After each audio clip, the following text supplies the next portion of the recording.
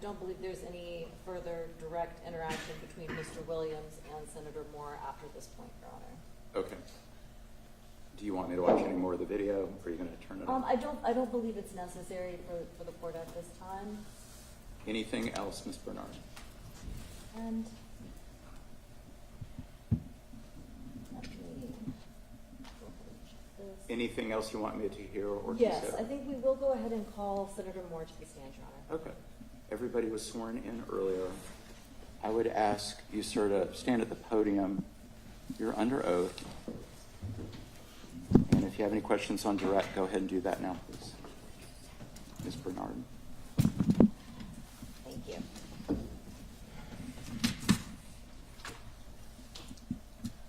All right. So you've previously been sworn. Could you please introduce yourself to the court? My name is Colton Moore. I'm the senator that you see in the video. Good morning. Good morning.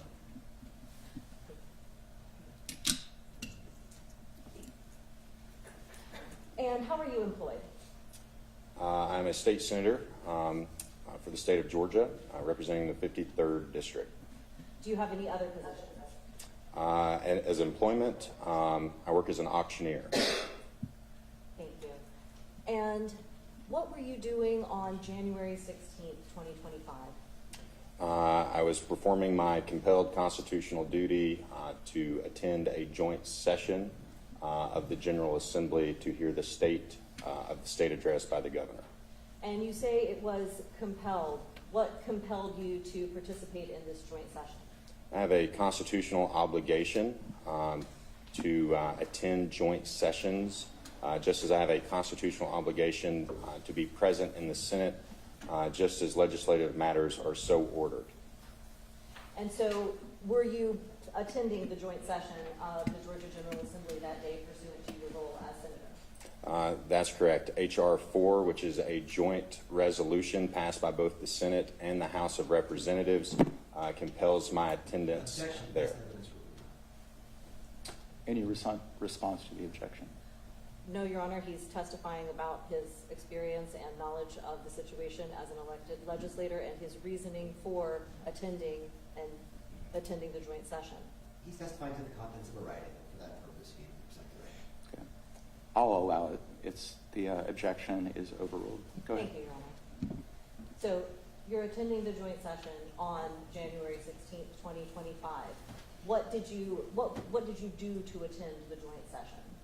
I physically had to walk into the meeting place, which so happened to be the House chamber.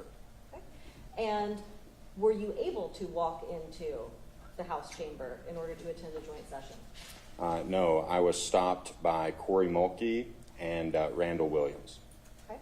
And when you say that you were stopped by them, were those the actions that we just saw in the video? Yes. Was that a true and accurate copy of what you recall happening that day? Yes. Okay. And now at any point, the video of course speaks for itself, but at any point did you do anything but seek to walk into the joint session? No. Okay. And were you at any point struck or physically assaulted by anyone? Yes, both by Objection. Corey Mulkey and I'm by... sorry. What's the objection? Objection leading and calls for a conclusion. Well, can you rephrase the question? Certainly. I'll sustain the objection. What happened to you as you walked into the joint session? As I was approaching the door, Corey Mulkey and Randall Williams both made physical contact with me, resulting in Randall Williams tackling me to the ground. And were you previously acquainted with either of these two men? Yes, I did serve in the House of Representatives and do know them both. Okay. And who is Randall Williams or Keith Williams? How do you know this person? He is the general counsel to the Speaker of the House. Okay. And how did you learn that he was general counsel to the Speaker of the House? I think it's commonly referred to in colloquy in the legislature that he is the general counsel, but it is also indicated on the House website, at the .gov website. If you go to the House of Representatives, you will see there that he is labeled as the general counsel. Has he ever identified himself to you as general counsel? Objection, Your Honor. Relevance of 611 just wasted time. We're here to talk about the battery. Any response? Your Honor, their previous objection was that the individuals on the video hadn't been sufficiently identified. If they are at this point willing to accept and concede that the individual on the video is in fact their client who is sitting right here in the courtroom and who the court can of course observe, then I would be happy to constrain my questions. However, you know, as with the motion to dismiss that says this is an issue of constitutional House authority, and then the motions to quash from all of the members of the House who believe that they don't have any relevant information, we're hearing contradictory information from the respondent side. So we're just trying to put in the truth of the matter as it occurred that day. Right. The objection is sustained, and I would ask you to focus on whatever it was that happened on the video or that is the basis for this application today. Certainly, Your Honor. You can't hear me?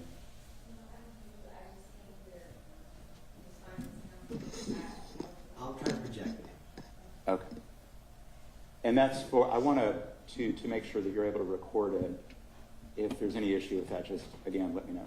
Well, I was referring to one of my, I spoke with him earlier about having one of my mics in and the, you know, the privacy consulting the client being on, but is it possible that I could put my in? Any objections? I just activated this microphone. I left it off for privacy. Am I audible now, ma'am? Yeah, but my mic is over there on the podium. I'm not going to instruct anybody to do that. I understand the reason against it. My question was, do you object to that? And you do object. So I'm just going to ask if, just speak loud enough that I can hear you, that everybody can hear you. And I'm sorry, that's probably the best we can do. Thank you. Go ahead. So this individual that you had previously encountered and identified as general counsel for the speaker, what did he do? So as I was approaching the door, he grabbed my shoulders and proceeded to rock me over sideways. And then I guess I was bigger than he was, so he came back for another position and ultimately pushed me up against where you can see the side of the wall there, and where the, I guess it's the hand sanitizer dispenser, where my leg was, and then proceeded to shove me on into the ground. Okay. And when you hit the ground, what part of your body hit the ground first? I mean, my kind of back and hand, but I think I sustained a majority of my injury from going past the hand sanitizer when I was pushed back into the wall. Okay. And so what injuries did you sustain as a result of this encounter? So my hand was bleeding and turned very purple and swollen. Okay. And did you have any occasion to have photographs or video taken of your hand? Yes. Okay. And those photos were taken a few hours later at Emory Hospital.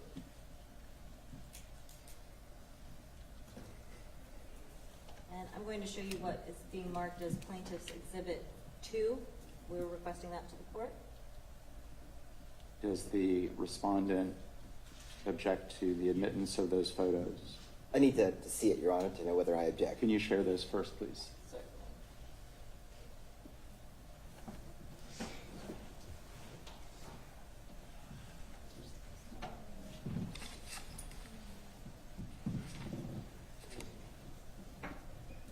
Ms. Rowe, on position 10, can we get an update from Dr. Brown? I don't want to keep those parties waiting. Thank you.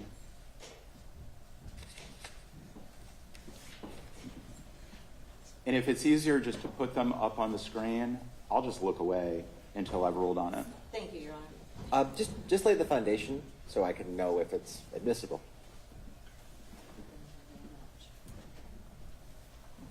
I objected this time because no foundation has yet been laid. Certainly, we're just still dealing with our IT issues, Your Honor. Like I said, I have physically stopped by your courtroom to attempt to keep these issues from happening. Yes.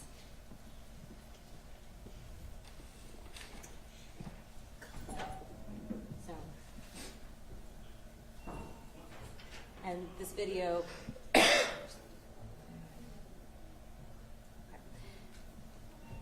And did anyone take any videos or photographs of your injuries? Yes. Okay. And does this appear to be a true and accurate copy of the video and the injuries as you sustained them? Yes. So, Your Honor, we would submit this as Plaintiff's Exhibit 2. I would object to foundation at this time. When was the video taken? How long after the incident was the video taken? I think we could look at a timestamp of the video, but I would say approximately 3 hours in the hospital. That was after I had been released from the Fulton County Jail. I immediately went to the hospital. So, were you able to immediately photograph the injuries? As soon as I was able to, yes. Okay. No objection. Okay, so A3 is admitted without objection, and that's the video. And it's a very short video that just shows that. Okay, so you're publishing that. I'll turn and look at it now.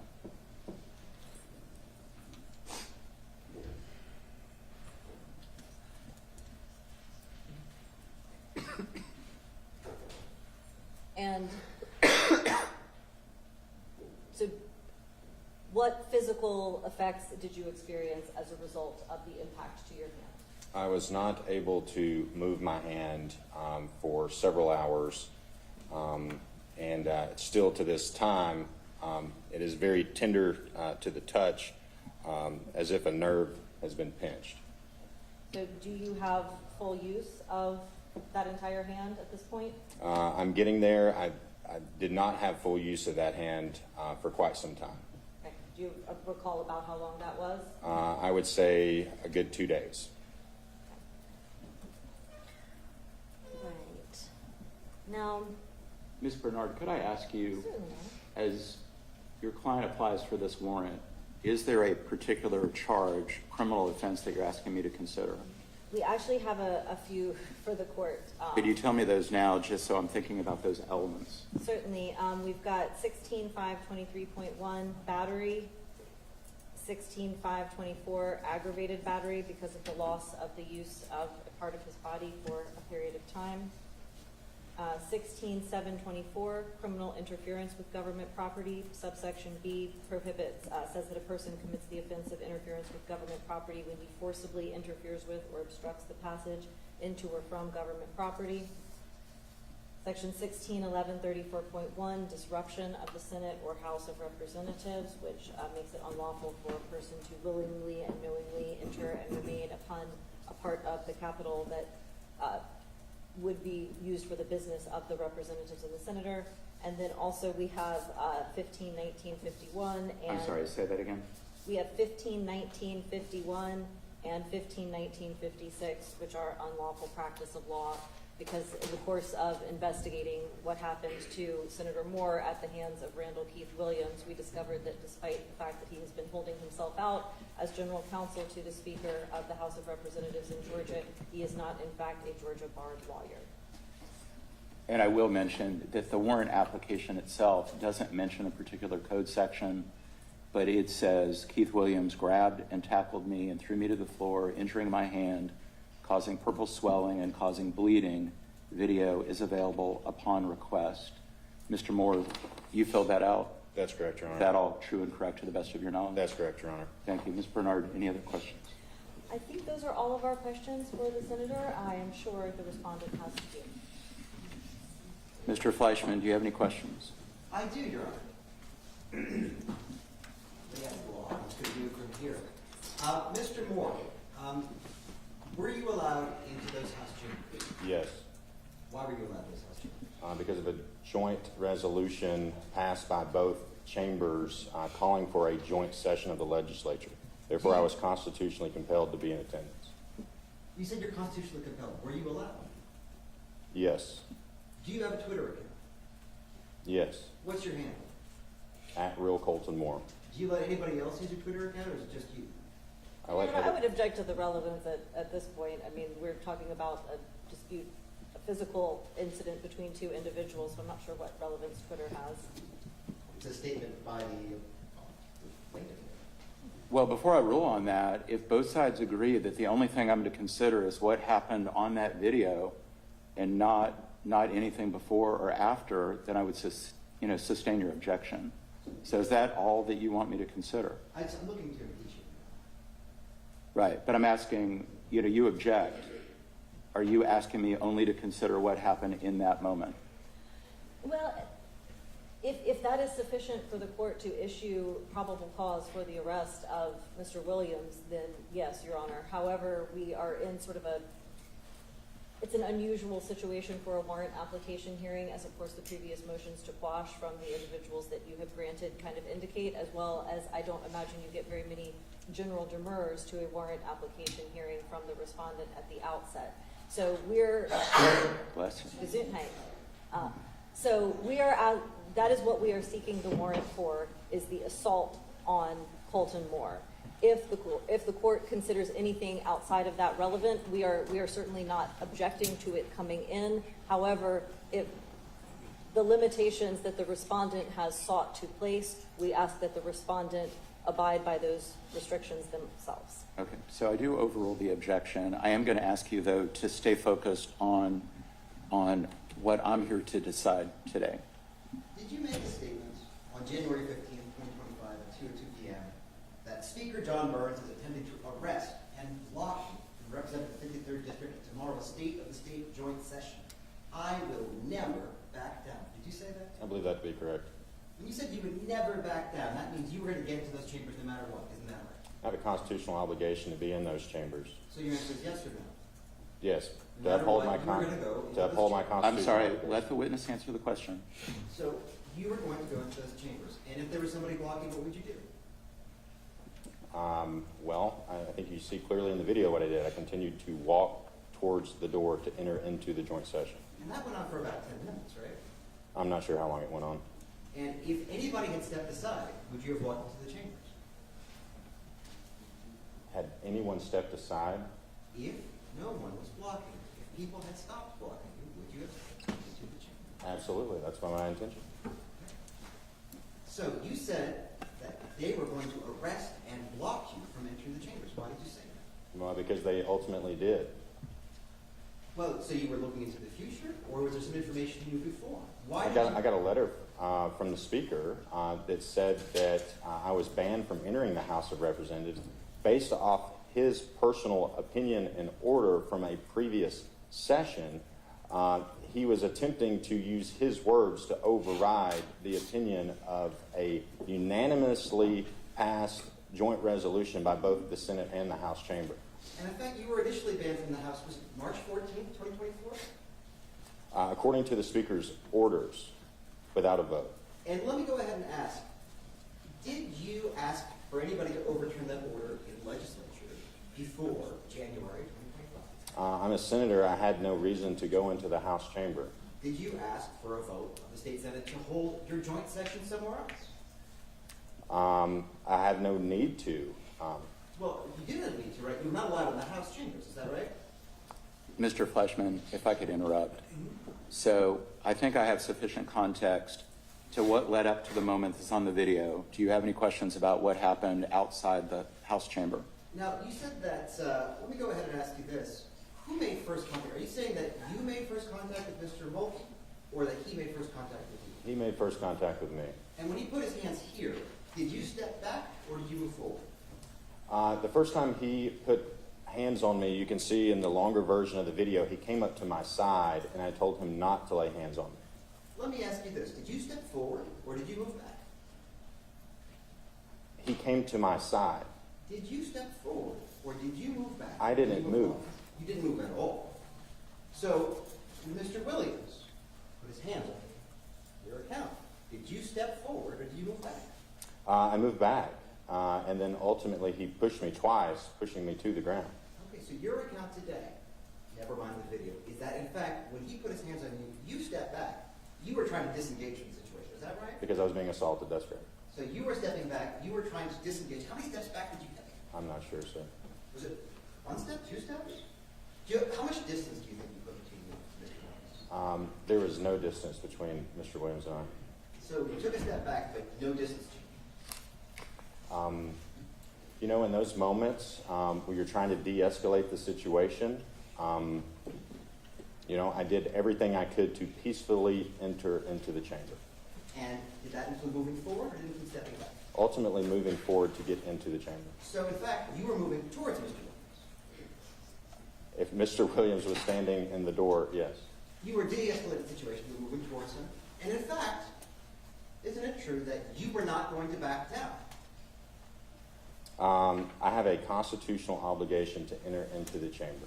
And because of that constitutional obligation in your own light, you were never going to back down. Isn't that right?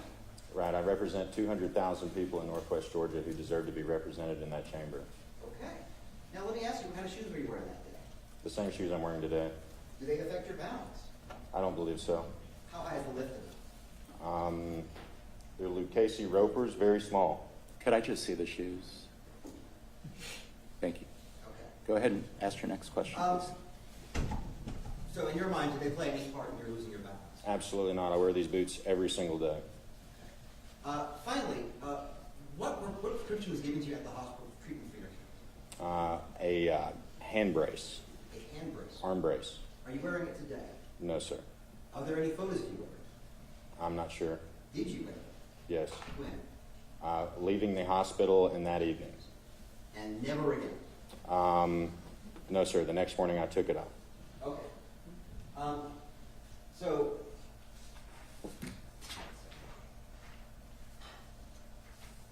I'm going to go ahead and show you Defense Exhibit 1. So, fair and accurate picture of the proceedings? Yes. Is that you? Yes. Is that Mr. Williams? Yes. Is that Mr. Moulton? Yes. Any objection? I move to exhibit the tender at this time, Your Honor. Any objection? No objection. Is this a picture It's of you? admitted. Sorry. Thank you. Is that a picture of you moving forward or stepping back? Sir, it's a still image. I'm not sure. You look rather angry. How are you feeling in that moment? I was pretty angry. And were you asking the troopers to help you? Yeah, I did ask the troopers to arrest Randall Williams in violation of 1611-34.1 And why were you asking? because he was violating that code section of the law. And had you thought about that before you got there that day? Had I thought about that? Yeah. I mean, do you have that memorized all the time, or is it something you thought about before that day? Well, I think any reasonable senator who was being threatened to be stopped into a General Assembly would reference the law and see if that was even possible. So fair to say that your plan that day was to approach and then to ask for the arrest of anybody who stopped you. As I'm constitutionally compelled to enter, and I think that's why that code section exists in the law. And I just was hoping for a yes or no, just to make things clean for the record. Yes or no, your plan was to approach and to ask for the arrest of anybody who stopped you. Is that correct? That was not my plan, no. You can explain your answer if you want to. So what was your plan? I mean, obviously I need to be educated on the law as a lawmaker, but my plan was no different than any other plan on any other legislative day, and that's to represent my constituents. And for that purpose, you memorized this code section. I mean, I think that's a code section that's, you know, I've debated on the Senate floor about that code section in the previous legislature when the Senate updated its rules to privilege, which we heard some of those arguments earlier. You know, I made an argument that if a legislator is en route to a session, a member of the executive branch, a law enforcement officer, would not be able to stop them. Now, you said you were going to take all legal and administrative means to deal with that order. Is that right? That's correct, because I have a constitutional obligation to represent my constituents and whatever is necessary to represent them. When others are breaking the law, I must do. Okay. Thank you. Now, what legal and administrative steps did you take? I'm going to jump to the relevance of this question. I mean, Well, I think the answer to the last question was, I'll do whatever is necessary. And so, any response to the objection about your follow-up question? Simply put, when he said he was going to take any legal or administrative steps to deal with the situation, I'm wondering what he did before he got there that day. I think it's just relevant. Did you go to a judge? I'll overrule the objection. You can ask the question.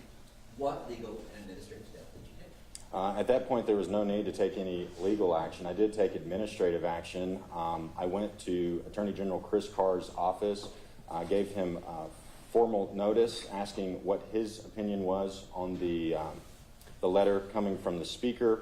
I also had my staff deliver to the clerk of the House, the Speaker of the House, the doorkeeper, Corey Mulkey, the Lieutenant Governor, and others, the letter that indicates that I had a constitutional obligation to attend and that you're referring to. What was Chris Carr's opinion? Never got back to me with an opinion. Thank you. No further questions. Any questions on redirect? No questions on redirect. I think we're finished with Senator Moore, Your Honor. Okay, sir, you can have a seat. Thank you, Your Honor. Anything else from the applicant? Let's see. And we'll go ahead and call Trooper McGee, please. Sir, please come up to the podium. I believe you were sworn earlier, correct? Yes, sir. Thank you. Good afternoon. Good afternoon, sir. How you doing? And Could you spell your first and last name, please? Yes, first name is Darius, D-A-R-R-I-U-S. Last name is M-A-G-E-E. Thank you. Yes. and you've just introduced yourself to the court. How are you employed? Capitol Police, And how long have you been employed in that capacity? 7 years. Okay. And so what are your duties in that role? In charge of enforcing laws of Capitol Hill, GBA policy and stuff like that, helping lawmakers and stuff like that be safe, and just ensuring the general public safety around the Hill. Okay. And now, do you have any policy of being instructed to stop senators or House members from entering the legislative chambers? No, not directly. No, I do not. Okay. So did you have any such instructions on the day of the State of the State, January 16th, 2025? No, no. So you did not have any instructions to stop anyone from entering the House of Representatives or the State Senate? No, my job that day was do regular duties, patrol, and be crime deterrent around the field. Okay. So where were you physically while the senators were entering the House chamber for the State of the State address? I don't know when they entered. All I know, I was in the command center, just around, just looking at cameras and stuff. Did y'all have a briefing regarding the State of the State address? No. Okay. So was there any discussion of anyone not being allowed to go into the joint session or the State of the State? Not at first. I didn't hear about anything until a possibility was it happening. Okay. So prior to the incident that was captured on the video that we viewed before, you had not, let me make sure I just want to understand you correctly. Yes, ma'am. You had not received any instructions to prevent Senator Moore or anyone else from entering the House chamber? That's correct. I have not. Okay. Now, did you arrest Senator Moore? I was just transport. Okay. I didn't directly arrest him. Okay. And did you complete any affidavits regarding Senator Moore's arrest? As far as the warrant, Yes. yes. Okay. And how did you come to complete that warrant affidavit? After we got outside talking to him, I was advised by my Lieutenant Seymour and my Major, Gary Langford, pretty much the type of gist what happened, and then transported to the jail, and we went from there as far as the details. Because, like I said, I just come from and told to transport Mr. Moore to Fulton County. So did you witness Colton Moore take any action towards anyone at the Capitol that day, whether a law enforcement officer or not? No, ma'am, I did not. So you did not witness Colton Moore knowingly and willfully obstruct or hinder Major Langford of the Georgia State Patrol by using his body to attempt to force his way through law enforcement personnel? No, ma'am, I was not there when that happened. Okay. Did someone tell you that that's what happened? I'm going to ask you to move on to the issues before me today. Certainly. Well, actually, so is there anything else that you observed about Senator Moore at the Capitol that day? No, ma'am. Other than, like I said, in a patrol car, just quiet on the way to Fulton County. That was it. So did he seem angry or out of control in any way? No, he was very cooperative, respectful with us as he was transported, and like I said, it's normal procedures. Okay. I think those are all my questions. Thank you very much, Speaker. If they Sir, don't if have you any just more- stay there. Any questions on cross? Yes, I apologize, I didn't hear your name. Darius McGee, okay, all right, Officer. You go out, Officer McGee, is that correct? Yes, sir. All right.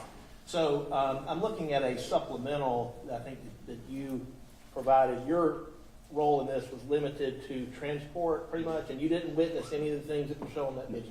You were present in court and heard all that, right? You said that Senator Moore was quiet on the way? Okay. He didn't make any complaints about his hand being injured? No, sir. And you didn't observe any injury to his hand either, did you? No, sir. If he had an injury to his hand, you would have seen to it that he got treatment, wouldn't you? Yes, sir. And Fulton County would as well.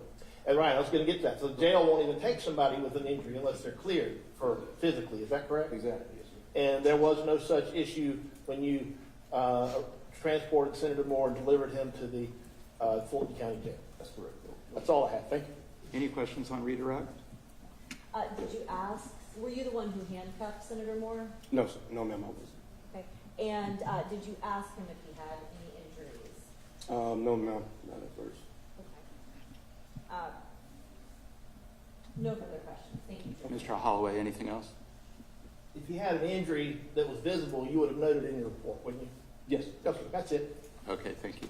And Thank you, just sir. One more. Did you produce a report on this incident? Supplement. Yes, sir. A supplemental report? Okay. Anything else for Officer McGee? No, Your Honor. May he be excused. He may, Your Honor. Any objection? No, Your Honor. Okay. Sir, have a great weekend. Yes, sir. Thanks. Thank you. Do you have any other witnesses who saw the alleged incident? Yes, and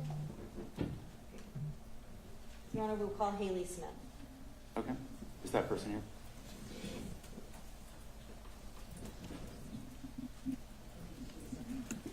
I want to check in on the time as well. It's 12:23. We probably have about another 15 minutes or so. All right, we'll be as quick as possible. Thank you very much, Your Honor. Good afternoon. And I believe, And I don't know that she was sworn earlier. Were you sworn earlier? If you could swear in, Ms. Haley, please. Raise your right hand. Do you swear or affirm that the testimony you're about to give here today before this court is the truth, the whole truth, and nothing but the truth? I do. State your name for the record. Haley Smith. Thank you. Go ahead, please. thank you. And so, Ms. Smith, were you at the Capitol on the day of January 16th, 2025? I was. And just make sure you can speak up and I was.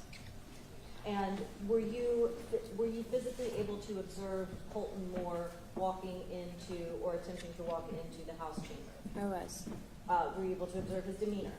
Yes. What was his demeanor? His demeanor was very easygoing. I wouldn't say that he was ready for anything else than to just walk into the chamber. Okay. Did he appear angry to you? No. And so as you observed him walking towards the chamber, what happened next? Well, they started blocking his entry. He continued to peacefully attempt to enter the chamber. And then Mr. Williams threw him on the ground. And were you close enough to hear anything that was related to this incident?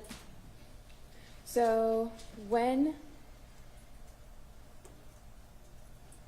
Mr. Williams and Mr. Mulkey realized that I was not pressed, they made me go outside of the curtain. And while I was standing outside of the curtain, I heard Mr. Moore's body hit the ground. And was that a loud sound? Yes. Okay. And I'm sorry, I should say, what is your relationship to Senator Moore? I am Senator Moore's fiance. Okay. And so were you able to see him after he was released from the Fulton County Jail? Yes. Okay. And what were your observations of his hands? The right hand was fine. His left hand was swollen and purple. It was bruising. And when the nurse at Emory and we can procure those records for you. When the nurse at Emory asked if he could move his fingers, he could move the first few, and he could not move the others. And there was blood on it, on his hand as well. And from your observation, was he able to use that hand for the next couple of days? No. Now, at any point, did you see Senator Moore take any aggressive action towards anyone? No. And when you were removed to a different part of the Capitol, were you still able to see anything or only hear what was going on? I was blocked from being able to see what was going on. I'm sorry, I couldn't hear you. I was blocked from being able to see what was Your going Honor, on. under 611, in the interest of time, it doesn't seem like this witness has seen any of the interaction, really. I would just move on to our next witness if possible. And yes, we are just about to move on. I have one more question. Were there any curtains or anything else blocking your view at this time? There were curtains that were blocking my view. Okay. Had you ever seen those curtains at the Capitol before? Never have I seen those curtains at the Capitol before. Okay. Those are all my questions. They may have a few for you. Thank you. Any questions on cross? Yes, Your Honor.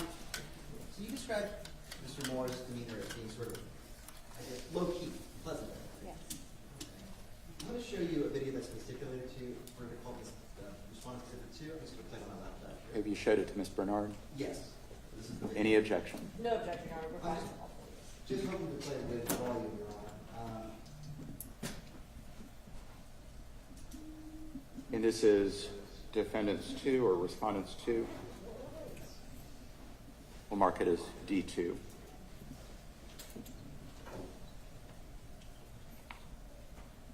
It's admitted without objection.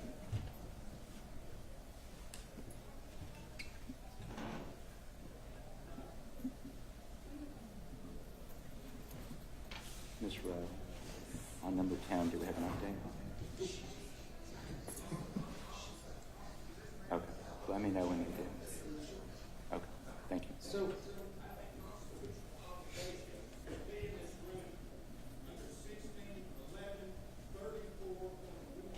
would you describe his tone there as sort of calm and relaxed?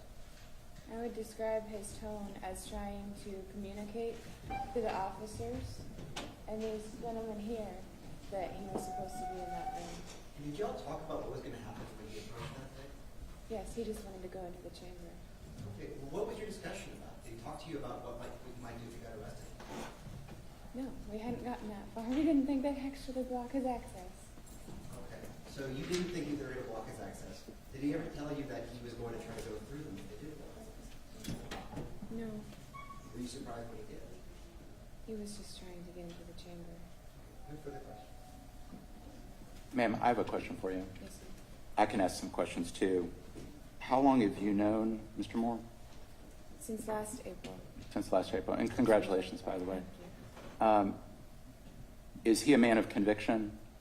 Very much so. And what I mean is when he says something, he really means it? Yes. And there was some statement attributed to him that I will never back down. Was that something you were familiar with him saying? Yes. Is that something consistent with the man you know? Yes, he's very principled and believes in truth. And he felt like he really belonged inside that chamber? It was free speech that he got banned for. Okay. And there was another comment that he would do whatever was necessary to get inside. Is that consistent with the man you know as well? No, the man I know was peaceful, has always been peaceful, didn't raise his hand except to say that when you saw him raise his hand in the video, he was saying, I swore an oath to the Constitution, and I'm obligated. Thank you. Any other questions from either side? No, Your Honor. No, Your Honor. Okay. Thank you, ma'am. And may Ms. Smith be excused? She's welcome to stay, but you're excused. You can stay if you would like. Thank you. Any other witnesses from the applicant? Major Langford, Your Honor. Okay. And just so I can get an idea, how many more witnesses do you think you might have? We may need to just briefly speak with all of the officers, Your Honor. Do you want to talk to them first? I'd really like to have an idea. If anybody saw something different, fine. I've seen a video. If people know things uniquely, then I'm not going to limit you at all. But I'm not I'm going to ask you not to be repetitive. Thank you, Your Honor, and we will certainly endeavor to do that. Okay. So I think this officer, this trooper, and everybody else has been sworn. So please proceed. Thank you. Good morning. Could you please introduce yourself to the court? Yes, Major Gary Langford with GSP. Thank you. And how long have you been employed with GSP? 29 years with the state of Georgia and 26-ish with the state patrol. And what are your responsibilities in that position? I oversee the daily operations of the Capitol Police Division. So I'm the director of the Capitol Police Division, which is the State Patrol Post 50, Capitol Police Officers, the Capitol Police Department, and the safety officers that we have there on Capitol. Now, is it part of your role to prevent elected legislators from entering the House or Senate? Not specifically, no ma'am. Okay. And did you do that on the day of the State of the State? On January 16th, 2015? I would say no as a course of our intent. Obviously, he did not make it into the chamber after we made an arrest, but the arrest was not our intent to keep him from getting into the chamber, if that makes sense. And I'm going to direct lawyers on both sides. We're here for this warrant application where Mr. Moore contends that he's the victim at the hands of Mr. Williams. We're not here on the obstruction. Well, and I certainly understand that, Your Honor, and we really are trying to tailor this to, I guess, a defense that is being advanced that somehow Senator Moore was not allowed into the House chamber. And we're getting somewhat conflicting answers on, well, their theory of the case and whether or not that was the case. So I'll just ask Major Langford directly.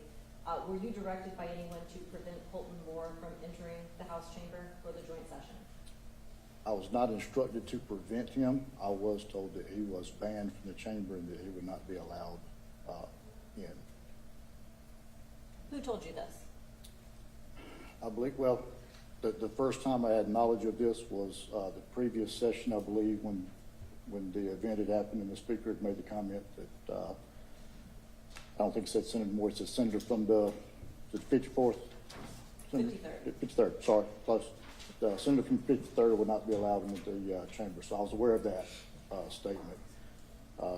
Just prior to this, I do believe it was Senator Moore's chief of staff. I believe they had delivered something saying that the speaker was saying that he would not be allowed in. So I was notified, I guess, through Senator Moore's office, if you put it that way. And then I was also notified by the speaker's office prior to this event that he would not be allowed into the chamber. Who from the speaker's office said this to you? I believe it was Terry England, if I'm not mistaken. Okay, so Terry England told you that Colton Moore was not allowed into the House chamber. Correct. Did he tell you why?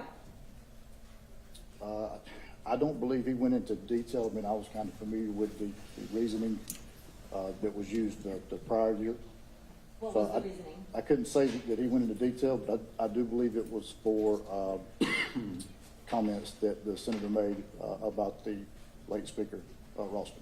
And are you referring to Senator Moore speaking in opposition to Senate Resolution 687? That's my I'm going to understanding. object to relevance at this point. Any response?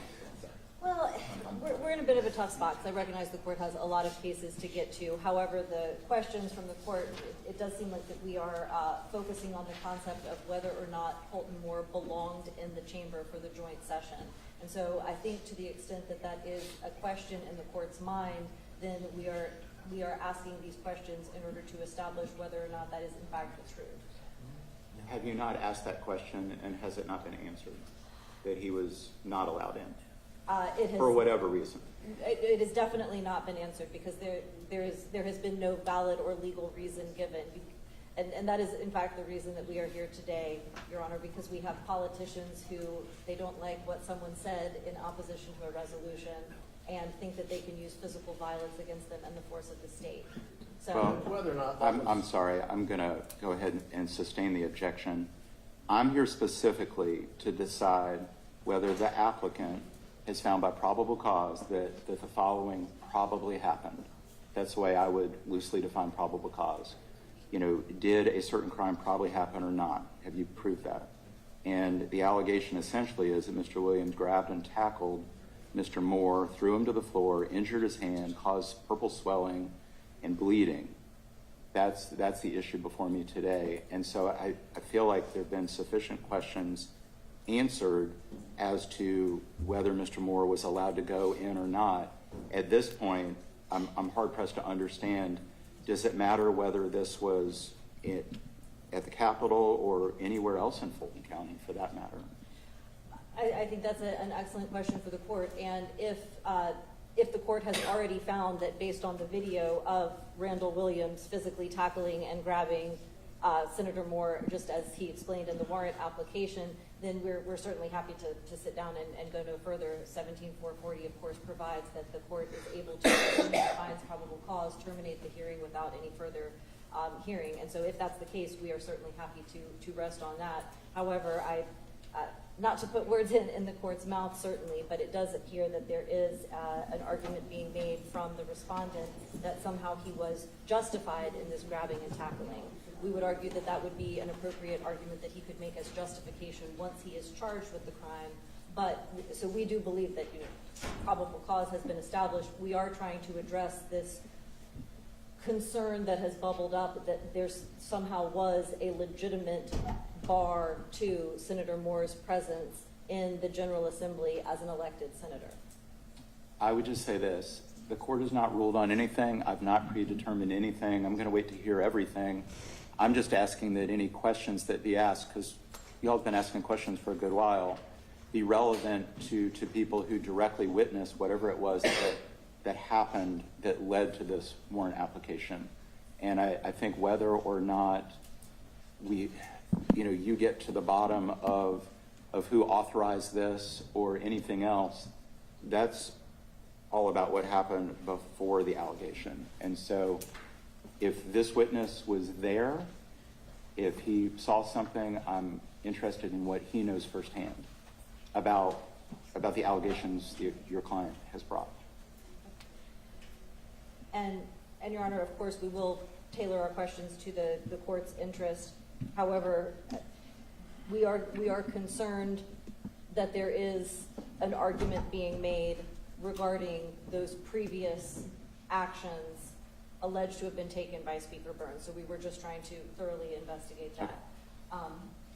Did Major Langford, did you see Keith Williams physically grab and tackle Colton Moore? I would not use those terms. Now, I did see him grab Senator Moore. At the time, Senator Moore appeared to be, it would be closer to the end of the video. He was trying to get into the chamber, I believe, and I believe Colton Moore had started stepping in. So at that point, he did grab like completely around him. Right? And they kind of did a little bit of a tussle. At which time I made the statement, that's it, stop, stop, stop. And it appeared to me at that time when I made that statement that there was kind of a little bit of separation. And then it appeared that maybe there was a little bit of a push to Senator Moore. And from my point of view, it appeared that Senator Moore lost his footing and fell backwards. Okay. So you say a little bit of a push. Who was that push from? Would have been Keith Williams. Okay. So Keith Williams, you saw Keith Williams push Colton Moore. Yes. Okay. And this is after Keith Williams had grabbed him completely around his body. Yes. Okay. What other physical contact did you see from Keith Williams and Colton Moore?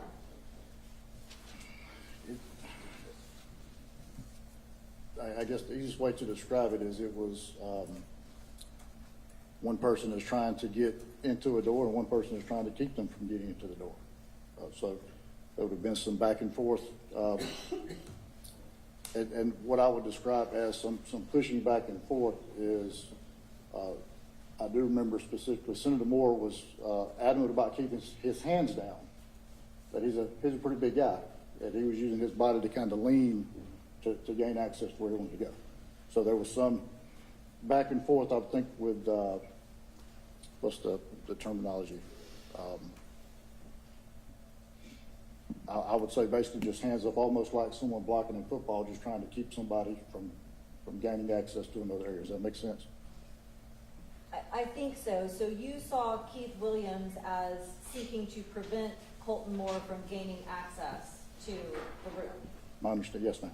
Okay, and that was what you saw Yes. physically. And did you believe that Keith Williams had any legal authority to take Objection, these relevance. actions?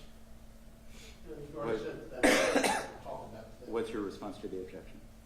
And, Your Honor, we have a sworn law enforcement officer who is taking action based on what he observes at the Capitol, and his observations about the interaction between these two men is relevant whether or not there was any legal justification for the action of blocking. I'm going to sustain the objection, and we're going to move forward a little bit. Major, I'm going to ask you a few questions if I could. And so,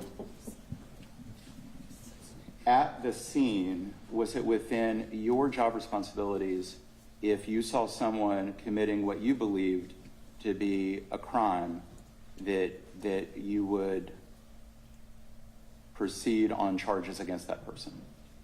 Yes, sir. Okay. And in fact, you did that, correct? Yes, sir.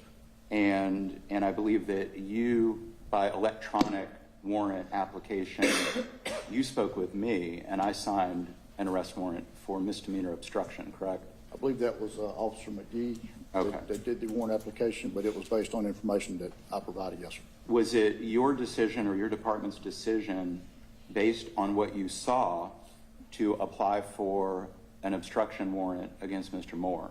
Yes, sir. Okay, and when it came to Mr. Williams, did you observed everything he did as well, correct? Yes, sir. And did you choose to apply for any arrest warrants against him? No, sir, did not. Okay, ask your next question, please. And do you want me to elaborate on?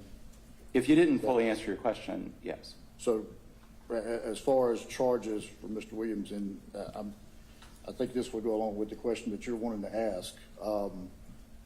The understanding of the speaker saying that the senator was not allowed in the House, I would think that in order to accomplish the goals of enforcing the rules of the House or the orders of the speaker, there has to be some type of ability to be able to enact that. So for an example, Fulton County Courthouse, where I am right now, I'm a law enforcement officer. I'm legally justified in carrying my weapon. There's a decision that says I can carry my weapon into a courthouse. However, I'm not allowed to bring it into the courthouse. I'm not allowed to bring it into the chamber as Fulton County or the judge's rules, correct? So they said, you can't bring your gun in. So I said, yep, where do we put it? Locked up, we're good. Okay. Now, if I would have tried to force my way in here with my gun, I'm pretty certain that these officers would have done what was necessary to keep me from bringing it in, because that was the rules. That kind of what I'm saying. So there has to be the ability for somebody to stop someone from coming in if there's an order that says that they cannot. So Let me interrupt you, Ms. Bernard. Any other questions? Is Keith Williams a sworn law enforcement officer? not to my knowledge, no, ma'am.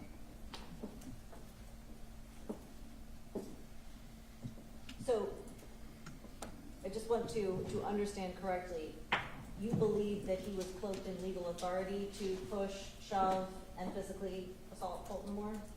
My understanding is that Senator Moore was not allowed into the House chamber.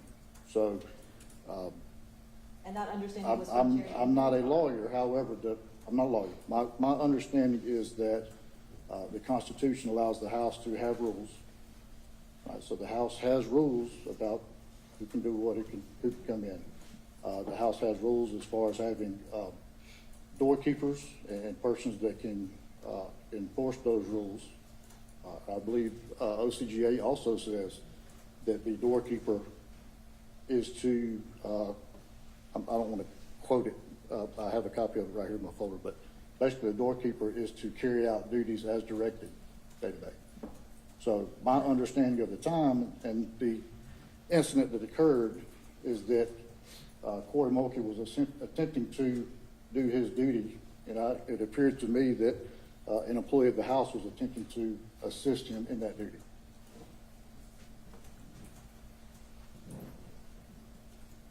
By using physical force against Colton Moore? Yes, ma'am. Okay. I believe that,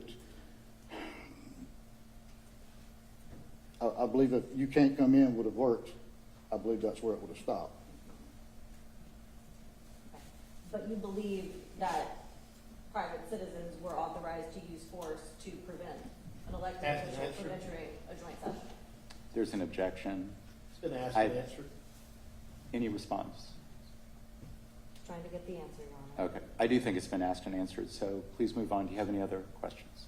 Okay.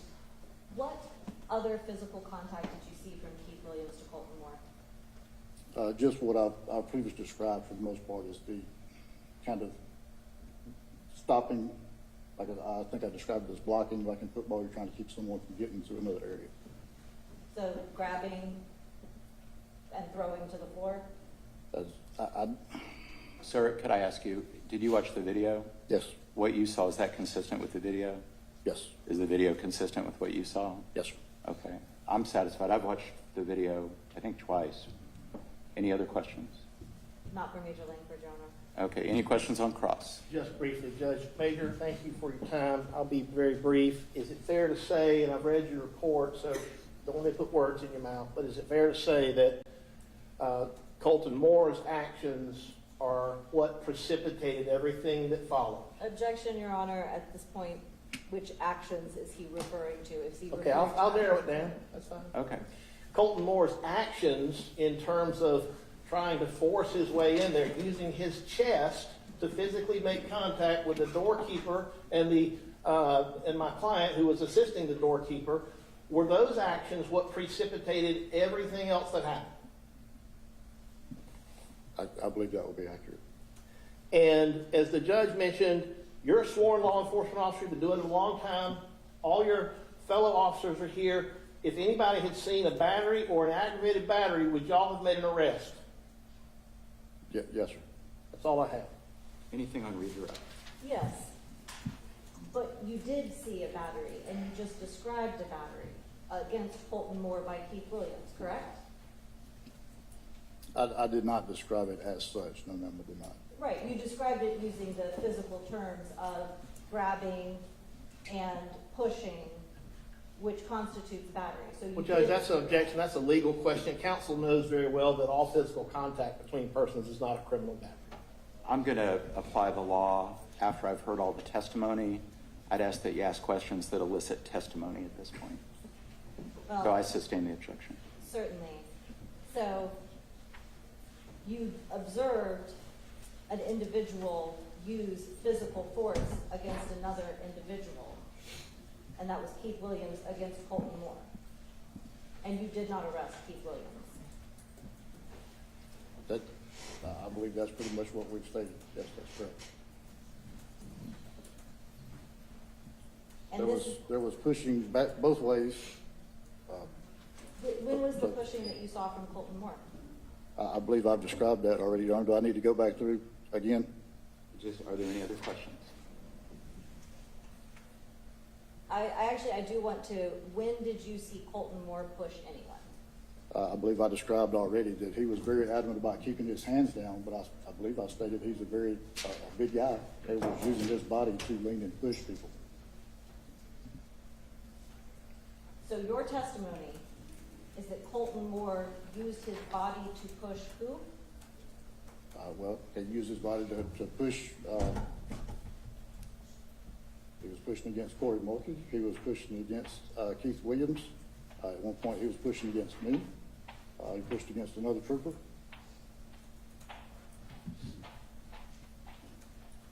And that was while you were physically impeding him from entering the House chambers. At the point that he had contact with me, I was not impeding him from going into the House chamber. What I was trying to do at the first point that I made contact with him was I was trying to prevent their back and forth from running into senators that were trying to get into the chamber. So I positioned myself to try to keep them from running into senators that were in the chamber that were going behind me. That was initially, okay? Ask your next question if you have any other questions.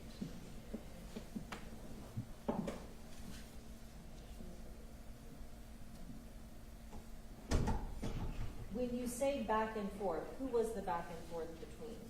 Asked and answered. I'll allow the question. Who was the back and forth? I believe the back and forth was between Senator Moore, and at times Corey Morkey, and at times Keith Williams.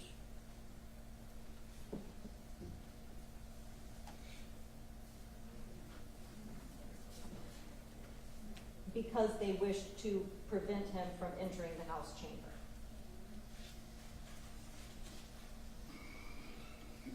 I'm going to ask you to move on. That seems like a speculative question. Speculative, just as whether or not he would arrest someone. How this witness would know what someone else is thinking.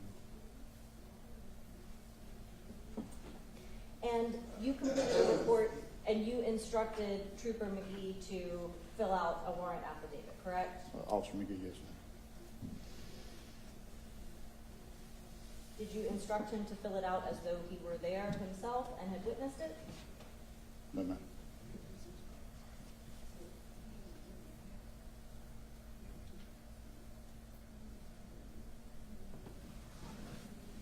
And were you? Judge, I'm gonna have to object now. I think this redirect is pretty much well outside the bounds of my cross-examination.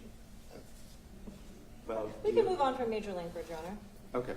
May he be excused. Certainly, Your Honor. Any objection? None. No, thank you. Thank you, Major. You're excused.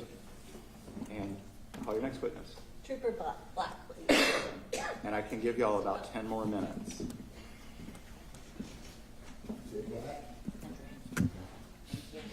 Sir, were you sworn in earlier? Yes, sir. Thank you. Good afternoon. Good afternoon. Yeah, it is. Would you spell your first and last name, please? First name, Chris, C-H-R-I-S. Last name, Black, B-L-A-C-K. Thank you. And how long have you been employed in your position with the Georgia State Patrol? May 8th, 1998. And have you ever been instructed to block a member of the legislature from entering the House chamber? Objection to the relevance. What's the relevance? What's the relevance of whether he's ever been The instructed objection to? is that it's not relevant. So how is it relevant? Because that is the subject that we are discussing is whether or not there was a legitimate order in place that would have permitted individuals like Corey Mulkey or Keith Williams to physically block a senator from entering the House chamber. I thought that Major Langford said there was, that he wasn't allowed in the House chamber. Does that cover that issue? It does not cover that issue, Your Honor, we believe. So I just want to make sure I understand, when you look at the charges that I'm considering, like battery, aggravated battery, interference with government property, the disruption charge, the unlawful practice of law, if I just assume, based on what I've heard, that your client was banned from the House chamber, is it going to how does that impact my decision one way or the other? I think if the court wishes to assume that, then it still is a joint session of the legislature. So even assuming that there is a valid ban in place for the House, it would not be valid against a senator seeking to enter a joint session of the Georgia legislature. Each House can only, of course, create rules for its own members. And so this would have been an attempt by the House to create rules and block the attendance of a senator from a joint session where he is constitutionally entitled and indeed obligated to be. So it is this very idea that there was a legitimate ban in place that would authorize the physical assault perpetrated by Keith Williams that we are seeking to provide evidence to the court on. Okay, I'm going to sustain the objection. I do feel that you have laid the foundation for all of that sufficiently for me to consider when I ultimately rule about whether your client had the right to be where he was or had the right to be where he was trying to get to or not. And so I'm going to ask that you move on because that part of your argument has already been established for me to consider. Certainly, Your Honor.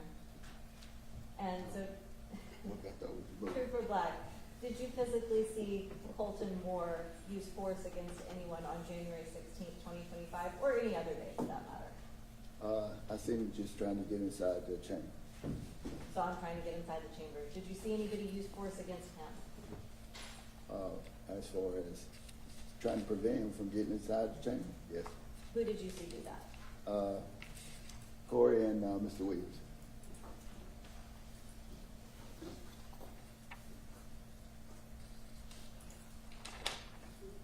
And had you received any previous directions or instructions on how to act if you saw this interaction? No. Okay. Did you see the curtains that were placed up by the House chamber that day? Yes. Had there ever been any curtains in place before? I can't recall, but I only been to the Capitol a year.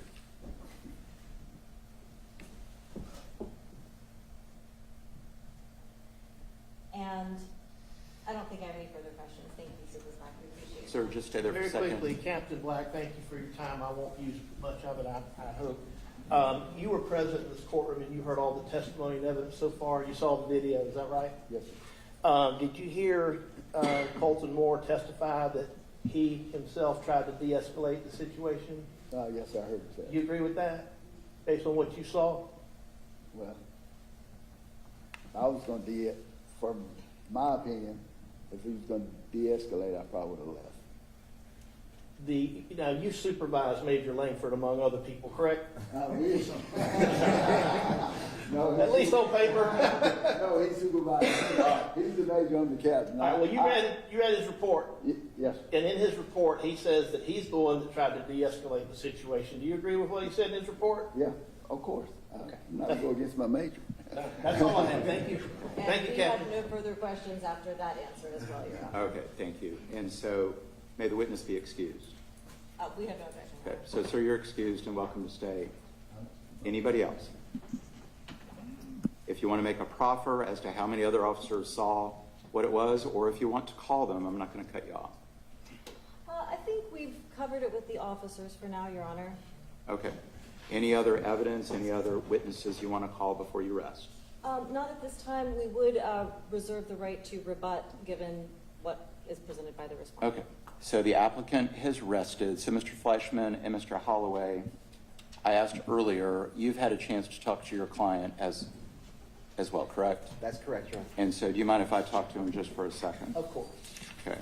So, sir, I just want to mention to you, you're the respondent. The burden of proof is not upon you at all. It's on the applicant. They have to prove each element of any particular crime to the level of probable cause that you committed a certain offense. If you don't say or do anything, I won't draw any negative inference against you. If you do choose to waive that right, you can, and then you'd be treated no better, no worse than any other witness. And so if I could ask counsel, have y'all talked to your client fully about his right to remain silent? We have, Judge. We have, Your Honor. Do you need any more time to talk to him now about that? No, Your Honor. And has he made an informed decision whether or not to testify? That's correct, Your Honor. And so what is his election? He's not going to testify. Okay. And is there anything else from the respondent, or do y'all rest? We rest. We rest, Okay. Your Honor. Okay, and so all of the evidence is closed. I feel like some of the argument has seeped in, and I've considered it. Any additional argument before I decide what to do? And I'll start with the applicant since y'all have the burden of proof. And before you do that, before you decide what to say or do, Dr. Brown, we're going to switch to another case for a second, number 10. Where are the Blairs? They're here. Okay. Today was a compliance, so they're okay with today. They would like to have a compliance for the second part, May or June. Okay. This one is in order. Thank you. And let me see that file for a second. Number 10. I don't think I have it up here. I have 11 and 14 and 4. Let's just do this. I don't have to look at it. Are y'all clear on what's going to happen over the next 2 months so that when you come back that we know if there's compliance or not? Are y'all clear on it? Yes. Do you have any questions? No. And is this what you want me to do? Yes. Okay. So we're going to reset the case till about May The order is just going to say approximately 60 days. I don't have a specific date that far out. Sorry about that. And so you'll get notice in the mail. If you happen to move, please give a change of address in writing to the clerk. We'll see y'all around May, early June for compliance. And everything needs to be resolved that day. So either there's compliance or I'll hear the case. If y'all don't have any questions, though, you're excused. I am going to ask, did y'all come together today? Yes, You did? Are you both okay leaving together? yes. Okay. Be safe, be respectful, be thoughtful, do whatever y'all have agreed to do, and we'll see you back in a couple months. Thank you, Judge. Okay, thank you. Have a nice weekend. Okay. So, Ms. Bernard, any closing argument for Mr. Moore? Just briefly, Your Honor. And we're going back on the record on 462, position 14. Your Honor, of course, we are here for a probable cause hearing, and so the standard is not the justifications or defenses that might be available to somebody for their conduct. The question before the court is, of course, whether the conduct gives rise to the very low bar of probable cause here. And the evidence is clear and uncontroverted that Randall Keith Williams used physical violence against Colton Moore, causing injury to him. There appears to be a great deal of testimony, and from the questioning that we have heard from the respondent, they seem to be wishing to advance a defense that that physical contact was in fact justified in some way because of some order that was perhaps given by one of the witnesses whose subpoenas was quashed and who declined to make himself available to the court. However, the entire basis for their denial of probable cause rests on the idea that there was some sort of legitimate censure or ban in place that would prevent an elected senator from attending a joint session of the General Assembly. There is no such law, Your Honor. There is no such provision. In fact, there are numerous laws which we have cited to you regarding interference with government property, as well as disruption of the House and Senate, that would actually prevent anyone from obstructing someone from entering into the House or Senate. I will go ahead and put on the record now that this entire situation that they are referring to comes from Senator Moore speaking against Senate Resolution 687 on March 14th, 2024. Objection. Facts not in evidence. I think it's a reasonable inference from what I've heard, so I'll allow it just as an inference, but it's not a fact for me to consider. Oh. But it ties into your argument, so I'll allow it. Thank you, Your Honor, because there has certainly been no evidence presented of any censure, despite the fact that respondent has repeatedly referred to such a thing. They have repeatedly referred to a ban. They have put no evidence in that, and the only individuals which we have heard from, Terry England and John Burns, who would be able to provide evidence, have been specifically not brought before the court so that they could offer that. So what you have here is one man walking to do his job at the Georgia State Capitol on January 16th, 2025. He is a principled man. He is a man who plans ahead. He is a man who takes his responsibilities to his constituents very seriously. And so when he received a letter from John Burns that was also not put into evidence, but since we're not afraid of the truth coming out, we don't mind referring to it, he actually went and made the effort to try to resolve this and de-escalate it himself. However, it was... To that argument, we have no burden of proof, and she's arguing that we should have put something in that we didn't. She wants it in. She could have put it in. She didn't. I'm just saying that they referred to it multiple times. I'm going to ask y'all not to interrupt each other, if possible. If you do, I'll consider an objection. But Mr. Holloway, you and Mr. Fleischman, you'll have a chance to give your closing argument in just a moment. Go ahead. And actually, Your Honor, then since I carry the burden of proof, would it be possible for me to complete the argument before the court, as I carry the burden of proof in this proceeding? Oh, you want to go last, you mean? Yes, please. That's fine. Any Thank you, Your objection? Honor. She's wanting to go last. Correct. I don't think that's the normal procedure in this probable cause hearing. It's not a trial. But she does have the burden of proof. Do you have any objection to her going last? No, sure, Judge. I think that's fine because all throughout today's hearing, counsel has either mischaracterized or perhaps misunderstood what our position is. Whether or not there was a lawful ban by the speaker is not before this court. We've made no representations one way or the other. I think that's sort of a non-justiciable issue. The fact of the matter is, as these troopers and others have testified, even Colton Moore himself has testified, there was such a ban. He thinks it's illegal. Right, fine. If you get a if you get a trespass warning, Judge, at the Quick Trip, you don't get to just go using your chest to barrel through anybody that's trying to enforce that. You can maybe go to court or do something else to try to deal with that, but you don't get to engage in self-help. And that's what Colton Moore was trying to do. You know, the trooper has testified, and you've seen on the video, Defense 1, which I think is perhaps up there on your desk. It's a screen grab from a video. I think is pretty illustrative. It shows that Colton Moore was, in fact, the initial and primary aggressor. He was using his body, his chest, to try to force his way past both employees of the house, that include the doorkeeper and Mr. Williams, who was assisting the doorkeeper that day, because, as you've heard, it was a joint session.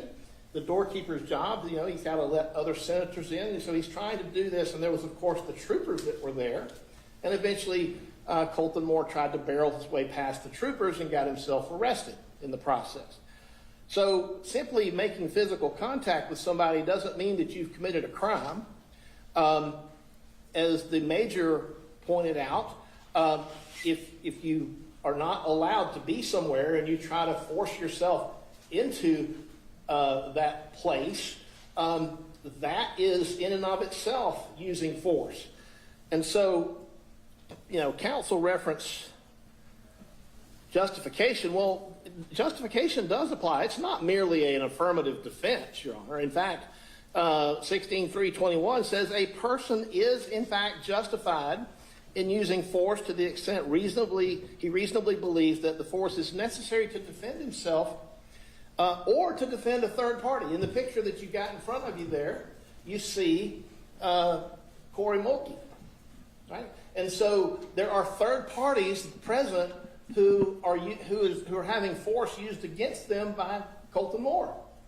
And so the law of the state of Georgia says that a person is justified to use reasonable force to deal with force being applied at you or somebody else. And that's not just an affirmative defense.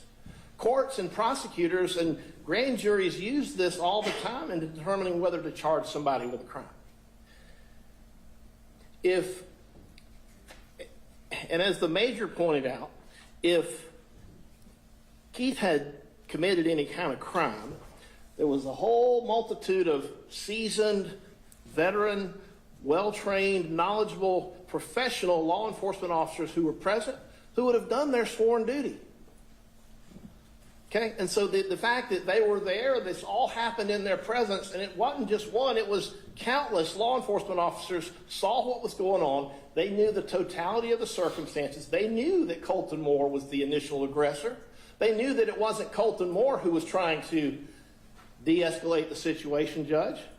They knew that no crime had been committed by Keith Williams, and they took no action accordingly. And that's what we train and expect them to do. We put them in the positions of trust so that they can be there, and it's not our place to come now and try to second guess these decisions made by these professional law enforcement officers. Judge, Colton Moore is responsible for everything that happened. That is the undisputed testimony, that his actions precipitated everything else that followed. Okay? So he is the primary aggressor, he's the initial aggressor, and he's the one that started this. Okay? To the extent that there was any physical contact between Mr. Williams and Colton Moore, it was in direct response to what Colton Moore himself was doing in using his own force to try to barrel his way into a place that he knew he was directed not to be. If he wants to take issue with that, that's fine. Maybe it was illegal, I don't know. But I know that the employees of the House, barreling your way past them is not the way to litigate that complaint with the Speaker. The complaint is to try to take it to court, or not to post on Twitter, but to take it to court. But you can't just engage in self-help and barrel past the people that are there to enforce that. It's like the Major said, you can't just barrel past the deputies down here in this courthouse, even though you may have a legal right under the laws of the state of Georgia, as they do, to bring their firearm in here. That's not where they litigate it. They don't litigate it by force on the scene. Okay? And so that's what they're trying to do here. No crime was committed. We ask you to dismiss this. Thank you. Ms. Bernard? Thank you, Your Honor.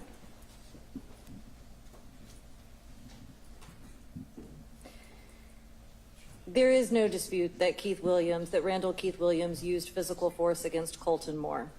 He pushed him, he grabbed him, he tackled him, he threw him to the ground, and he caused serious injury to his hand to the point of bleeding, bruising, and inability to use several of the fingers on the hand and continuing nerve damage. The injuries and the damage are undisputed in this case here. And in fact, even the officers make it clear that they observed the same thing. The only thing that appears to be at issue here is whether or not there was any legitimate authority, such as the owner of a Quick Trip would have if he were seeking to criminal trespass someone from coming in. And that is simply not present here. What we have is an elected senator who was seeking to attend to his constitutional obligations, even assuming that this argument that there was a valid ban or censure from the House in place, even assuming that that was true, which it is not, because of course there was no valid vote taken and no action that would constitutionally authorize this, then that would not apply to a joint session in which the House and the Senate are commanded to come together for the purpose of observing the state of the state of the judiciary, or anything else. So in fact, there was no legitimate authority that would allow Keith Williams to operate in the position of the owner of a Quick Trip. In fact, it was Colton Moore who was standing there representing his constituents, seeking to walk peacefully into the House of Representatives for a joint session. He was not pushing anyone. You were able to view the video yourself. You were able to view his hands at his side. You were able to view where his chest is at all times. You saw other people put their hands on him. You saw other people grab him, tackle him, and throw him to the ground. So the question of justification, certainly it can be taken into consideration at the charging level, but at the probable cause level, the very lowest level of simply, is this probably likely to have happened? You know that this happened. You know that Randall Keith Williams put his hands on Colton Moore and grabbed him. A person commits the offense of battery when he or she intentionally causes substantial physical harm or visible bodily harm to another. The bodily harm that Keith Williams caused, that you saw him cause on the video as he threw Colton to the ground with enough force that it could be heard on the other side of the black curtains that had been set up to shield this activity from the scrutiny of the public that was happening in the Capitol. He was thrown to the ground with enough force. He was not wearing shoes that caused him to trip. He showed you his shoes, Your Honor. This was not a situation in which he lost his balance. This was a situation in which he was thrown to the floor and attacked. Of course, Mr. Williams has the right to sit there and remain silent, but he has offered no evidence whatsoever to justify or controvert the physical actions that he took towards Colton Moore. Now, we could sit here all afternoon, and I would be happy to give you the background on Senate Resolution 687, which Colton Moore did not want to have to speak to on the floor of the Senate on March 14th, 2024. He wanted to speak on it in a committee hearing. However, Senator Gooch suspended the rules and brought it directly to the floor, and then brought David Ralston's family over so that they could watch. And then there was still no problem whatsoever with Colton Moore giving a speech and voting no on legislation. And Your Honor, this is what this case unfortunately comes down to. The idea that a senator speaking and voting no on a piece of legislation is such an offensive thing that it warrants a ban and censure and the use of violence against that same senator when he is merely seeking to undertake his constitutional obligations. And you hear the contradictions even between the two different counsel that Mr. Williams has obtained for himself. One states that this is not a justiciable issue that could go to the courts. The other one says, oh, well, I guess he should have gone to the courts to deal with that. So comments on Twitter aside, legal and administrative remedies, at all stages, Colton Moore has acted honorably, truthfully, and with principle, and with the interests of the state of Georgia in mind. Walking into the House is not a crime. Blocking someone from walking into the House is a crime. That crime was committed by Keith Williams. Battery is a crime. That crime was committed by Keith Williams. Interference with government property, which includes blocking someone, is a crime. And this individual who has been identified as a general counsel and is holding himself out that way and identifying himself as such is not in fact a Georgia barred lawyer. So that goes to the credibility issue as well. So, Your Honor, there are clearly many complicated and political issues here going on, but you can boil it down to what you see on that video, which is one man attacking another man. That man who attacked him is Randall Keith Williams, and we ask that you issue a warrant for battery. We ask that you issue a warrant for interference with government property. We ask that you consider upgrading it to aggravated battery. We ask that you issue a warrant for disruption of the Senate or House of Representatives for his conduct. So we appreciate the law enforcement officers being present and offering their perspective on it, because it does clarify that those physical actions were what were taken. They had been given orders by the office that employs Mr. Williams regarding the actions that were to take place. So again, we're not dealing with a quick trip. What the respondent is asking you to do is say that an elected senator can just be barred for any reason whatsoever, that you can then use violence against him, and then he has no legal recourse as the victim of that violence. This is an extremely dangerous precedent to set. Randall Williams is not a law enforcement officer. He is not somebody who has any training or experience. He is somebody who physically assaulted someone else because he was angry about his vote and he believed he had the authority to do so. He did not have the authority to do so, and we ask that you issue a warrant appropriately. Thank you. Okay. Thank you to everybody. I'm going to go ahead and rule. I do want to mention first, there was a lot of time taken. I feel like both sides had their day in court, that I took a bunch of notes and listened to everything, watched the videos. I've absorbed all of it. I want to say just first, I'm going to go through the elements of each of the crimes that's being alleged, because it really, the details are important. So first, for battery, 16.523.1, it is true that you commit battery when you intentionally cause substantial physical harm or visible bodily harm to another. However, visible bodily harm means bodily harm capable of being perceived, may include, but not limited to, but this gives you an idea of the kind of visible bodily harm that's intended kind of coincidentally by the legislature that passed this law many, many years ago. I don't think this law is, in essence, has changed since I've been a lawyer and a judge. Substantially blackened eyes, substantially swollen lips, or other facial or body parts, or substantial bruises to body parts. And so I do not find that there is sufficient probable cause to meet the elements of battery, and so I deny the application on that ground. Let me pull up aggravated battery, 16.524.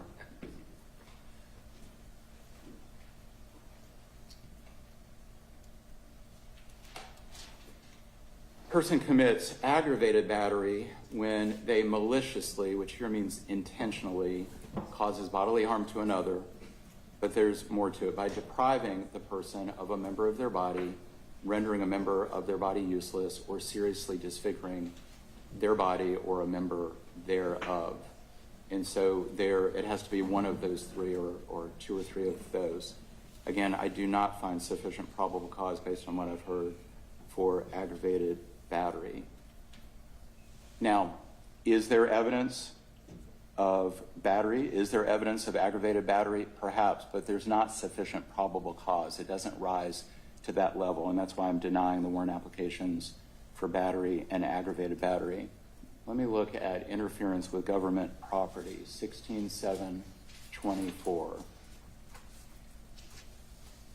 Person commits that crime when they destroy, damage, or deface government property, or, that's under A, or B, I think is what Ms. Bernard is asking me to consider. A person commits that crime when they forcibly interfere or obstruct the passage in or from government property. And so on that crime, forcibly interfere or obstruct the passage. The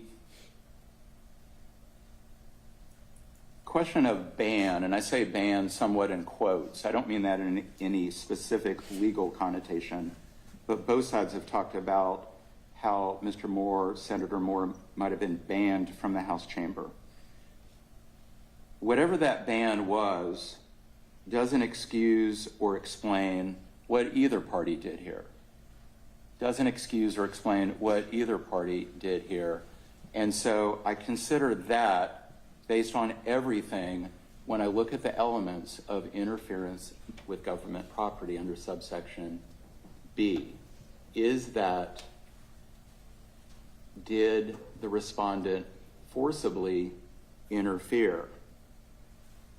Whether Senator Moore started this or not, whether he's the primary or the initial aggressor or not, the court finds that this was back and forth.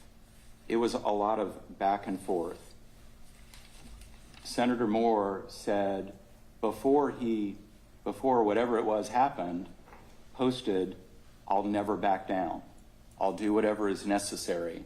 So I do not find that there is sufficient probable cause for interference with government property to show that the respondent forcibly interfered or obstructed the passage. There were a lot of people in that room. There were a lot of people telling Senator Moore not to go in. And there were a lot of other things that could have happened over the course of those 10 minutes or so.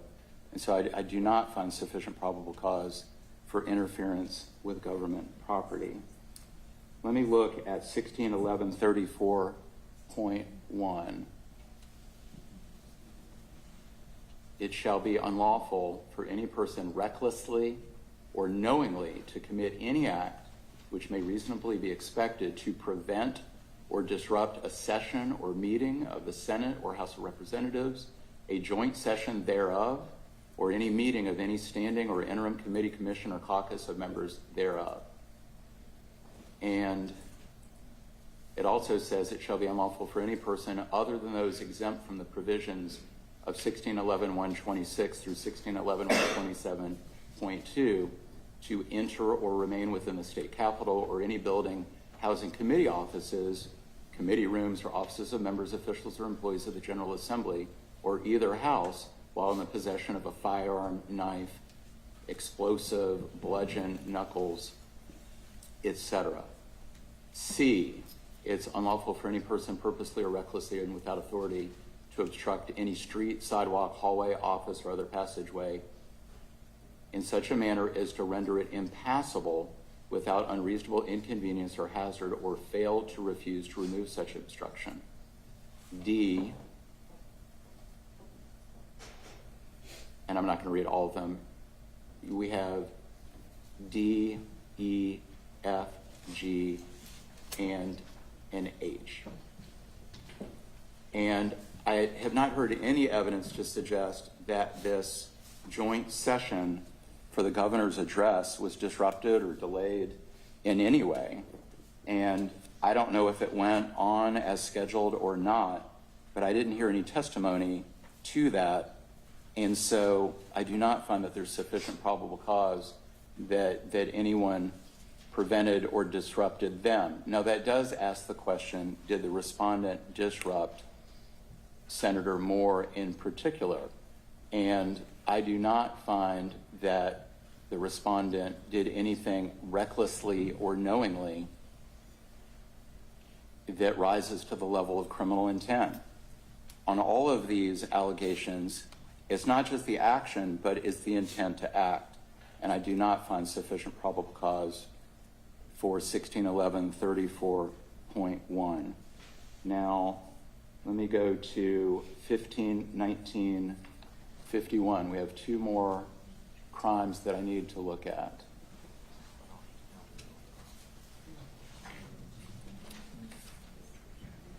OCGA 1519.51.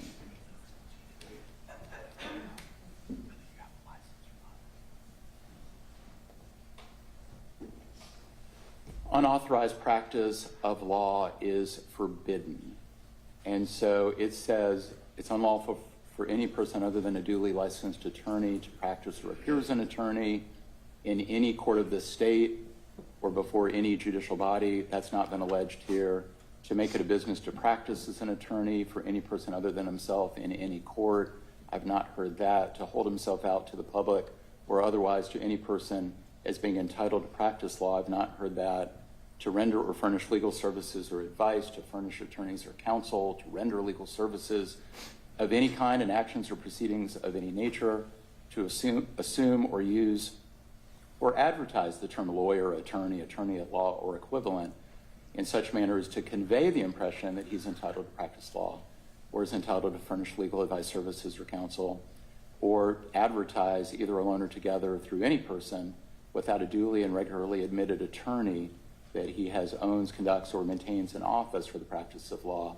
I've not heard any evidence, let alone probable cause, for any violation of 151951, so I don't find sufficient probable cause for that. Let me look at 151956.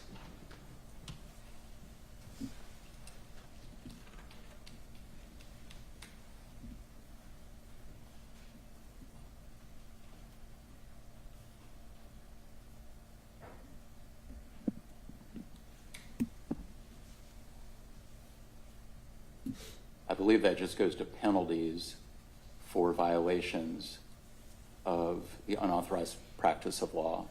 So that's just a companion statute to explain penalties. And so that's not before me today on the issue of probable cause.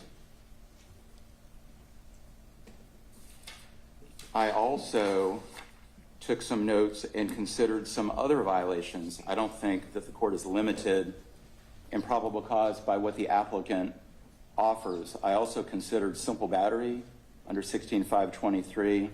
I don't find sufficient evidence of that the respondent intentionally made physical contact of an insulting or provoking nature with another person or intentionally causes physical harm to another. I also considered disorderly conduct under 161139 and simple assault under 16520. I don't find sufficient probable cause for any of those offenses. In essence and in finality, I deny the applicant's the application for a criminal warrant for any crime based on the evidence that was presented. I'll prepare an order to that effect, and I appreciate everybody's attention, all the interruptions today. They made it hard for all of you, but it was necessary. Everybody is excused at this time. Have a nice weekend. I'll prepare the order.